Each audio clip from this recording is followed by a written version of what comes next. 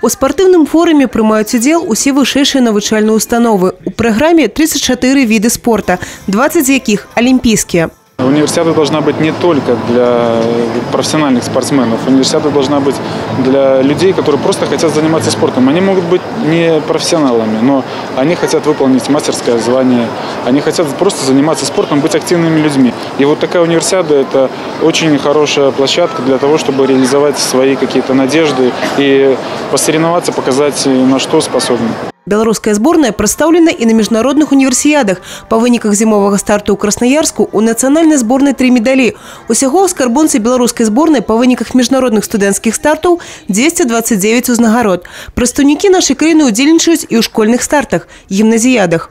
Задача всех высших учебных заведений, задача Министерства образования, задача других министерств и ведомств, потому что вузы подчинены есть и другим министерствам и ведомствам, задача Ассоциации студенческого спорта, которую мы создали, это всемерно содействует тому, чтобы и спортсмены, и молодые люди, которые учатся в высших учебных заведениях, могли найти вид спорта по душе, а, соответственно, те, кто в национальных командах, могли успешно совмещать учебу с тренировочным процессом и давать высокие результаты. Сейчас как раз мы работаем над созданием ассоциации школьного спорта.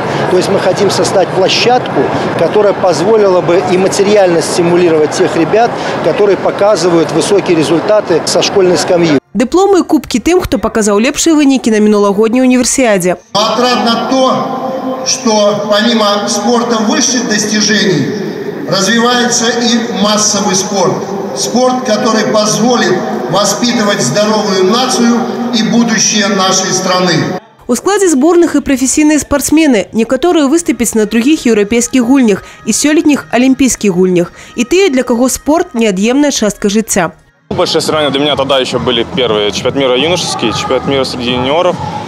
Кубок Европы в этом году выиграл и ездил 2 года назад, еще был, когда юниором был, тоже Кубок Европы среди молодежи. Для меня интересна легкая атлетика и волейбол. Я еще со школьных времен занимаюсь волейболом и также в университете продолжаем заниматься. Очень большое внимание уделяется спорту в нашем университете. Каждое утро у нас есть зарядка, в обед физическая подготовка, вечером для себя занимаемся спортом. Спаборніцтвы па лёгкай атлетыцы, а менавіта гэты старт прымае абласны цэнтр, пройдуць на працягу 2 дзён. Евгения Мороз, Тыгран Акопян, телерадиокомпания «Брест».